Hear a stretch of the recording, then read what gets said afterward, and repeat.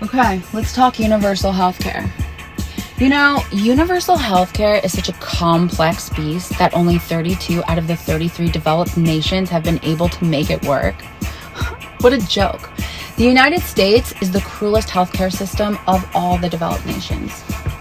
Don't forget that there's a US 10-time Emmy-winning TV show called Breaking Bad that thrived as we watched a kind family man turn to cooking industrial amounts of crystal meth in order to pay his medical bills. And we loved it.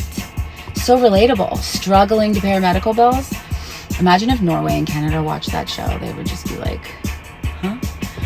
We need to stop saying that we can't afford universal health care in this country, because that is a lie. We can't afford homes for all, the Green New Deal, Medicare for all, if we didn't spend trillions on endless wars and tax breaks for millionaires.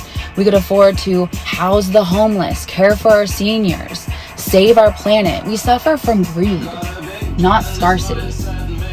Honestly, tax the churches to pay for universal health care. I mean, honestly, it'd be what God wanted. Listen, here's some perspective for you, okay, with solution.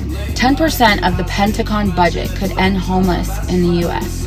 20% of the 2021 Pentagon budget could make public colleges for free for 2 years.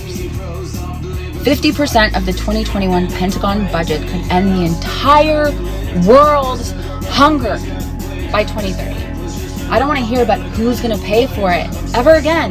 The US government has the money for universal health care, including mental health options, housing, education, etc. It just would rather wage war and manufacture weapons instead.